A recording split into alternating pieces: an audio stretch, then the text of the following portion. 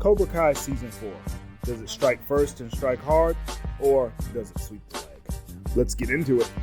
So Cobra Kai Season 4 opens up where Cobra Kai Season 3 ended off. Daniel and Johnny have joined forces and merged dojos in order to compete against the newly reformed Cobra Kai under the leadership of John Kreese. Robbie and Tori are now the two main favorites among Cobra Kai. Miguel and Hawk are under the newly formed Eagle Fang with the leadership of Johnny. And Miyagi-Do is rounded out by Sam and Dimitri. So we get to see all the different factions, and it starts out pretty strong. We have the same conflict going on between Johnny and Daniel that we've had before, especially being that they have different styles of teaching the kids the fundamentals and the principles behind their various styles of karate. Meanwhile, John Kreese is having increased difficulty in really recruiting and getting the loyalty of Robbie Keane. So it's a very interesting story to start out, especially with the drama going on with Tori, Robbie, Miguel, and Sam. So that's interesting. And the conflict that has been going on between Johnny and Daniel. So going forward, we see that Cobra Kai feels that Miyagi-Do and the newly formed Eagle Fang do present a problem in the idea that Johnny teaching the Miyagi-Do students the ways of Cobra Kai and vice versa definitely presents a problem for the All Valley tournament coming up, in which a bet has been made that if Cobra Kai is to win the All Valley tournament, then both Daniel and Johnny must cease teaching in the Valley. In my mind, that's kind of a silly bet, but I can understand from Kreese's perspective that this would solidify his supremacy and possibly bring Johnny back into the fold, considering that his son is now at least tangentially connected to Cobra Kai.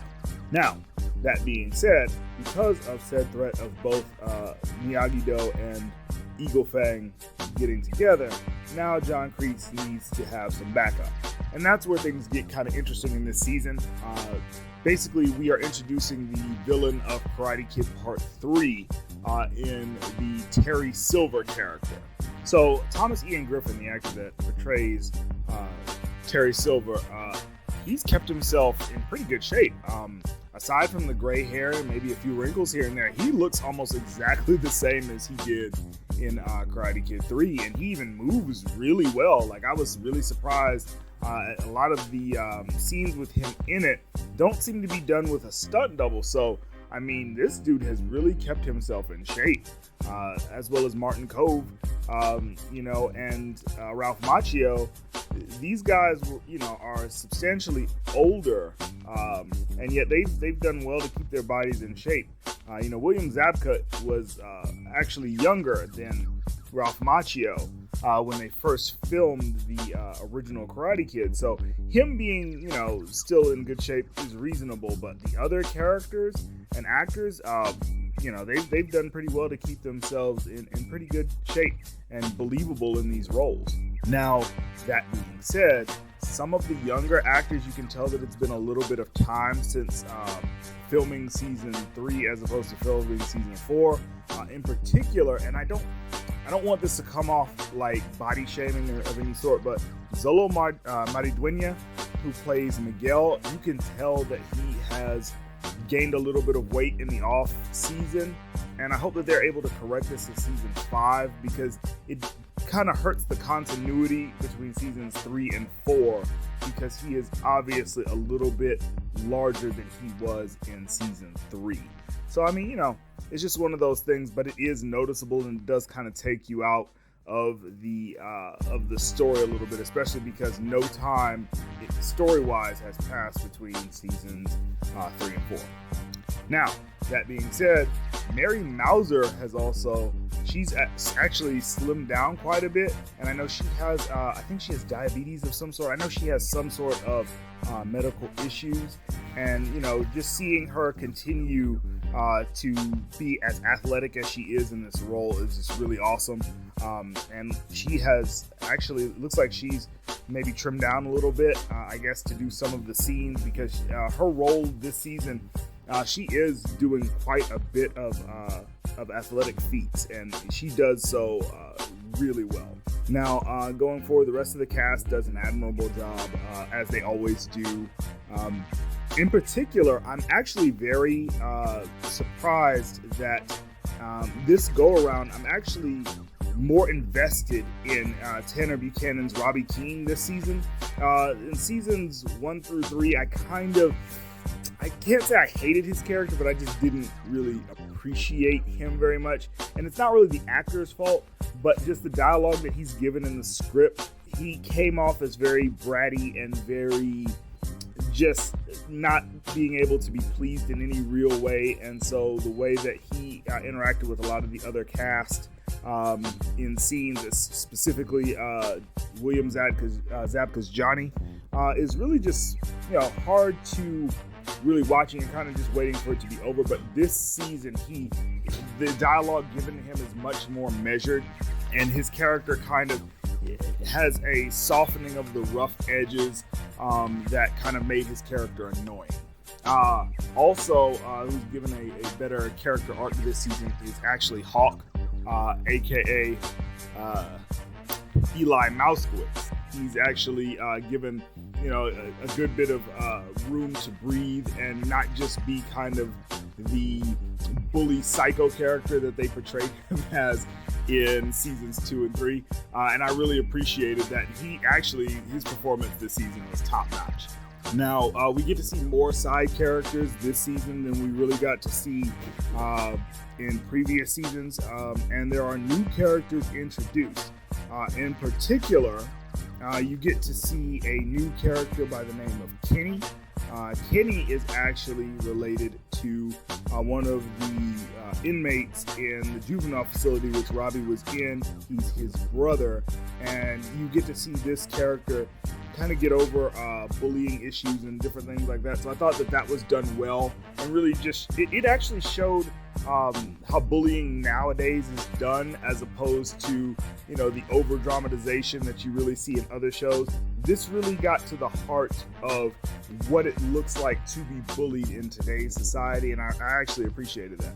Also, the fights, I think they're not the best fights that I've seen in this series, but they are really, really good. They are really good. In particular, there is a fight between Daniel and Johnny mid-season that is really epic, and something that I think the fans have been really looking forward to. A decisive fight between the two of them that actually occurs, and it's really cool. Now, some things that I didn't really like about this season is it's up and down pacing and tone this season. In particular, after the mid-season, like after episode 5, it kind of goes into a downward direction as far as the momentum is concerned, especially when we're focusing on Anthony LaRusso. And kudos to that actor. Actually, he's hit his stride, because, oh man, it was rough watching him be a little butterball through the first 3 seasons. And I'm glad to see that, that he's kind of hit puberty and hit his growth spurt, because, he's actually looking like a better representation of what you would think that Daniel's son would look like. Because before, he was kind of just in the background. You saw him every now and again for comic relief, and he really just kind of represented the idea that Daniel did not care about his son at all.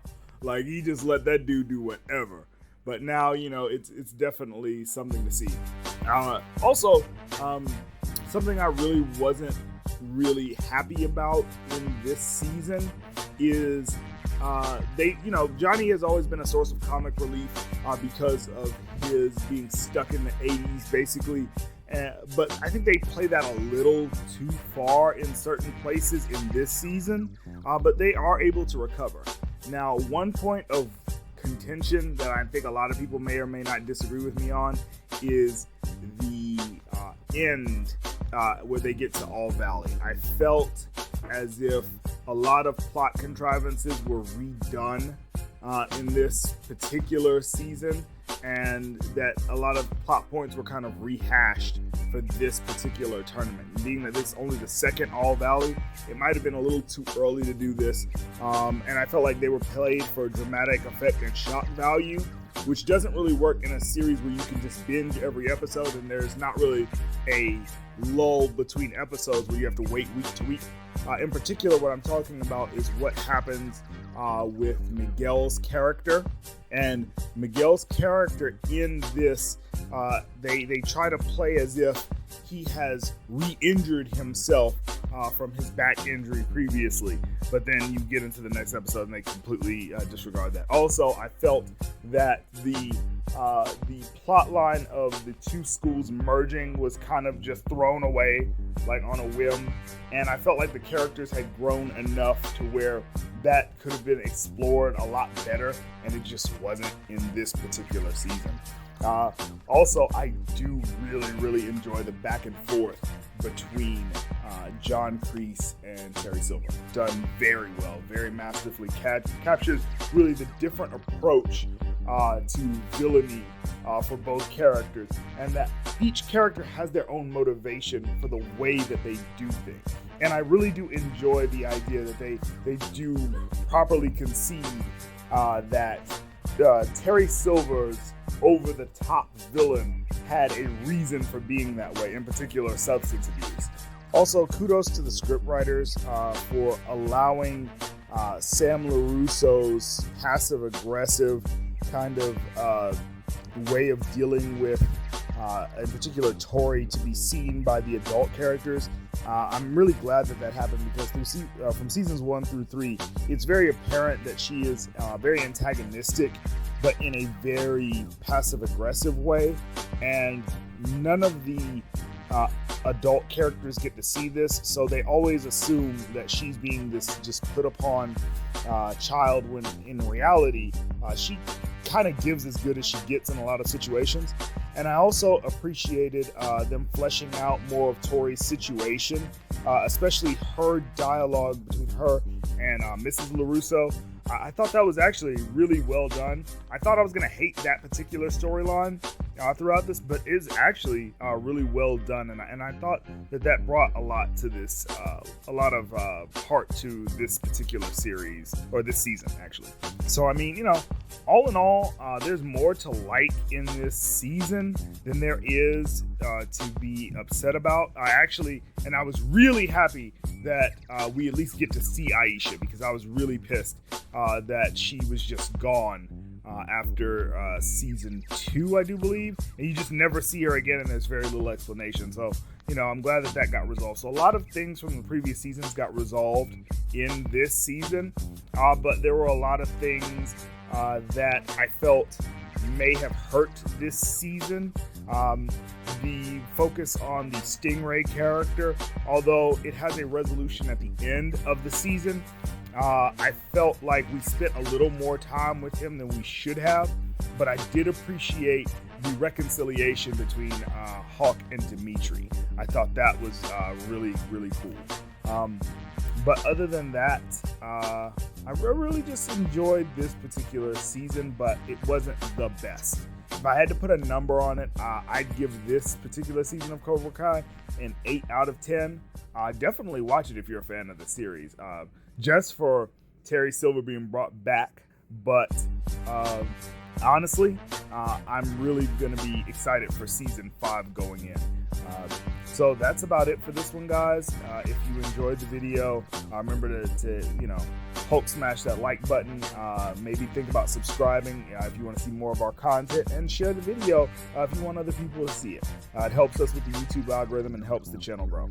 So we'll see you on the next one, guys. 8-Bit Heroes out. Peace.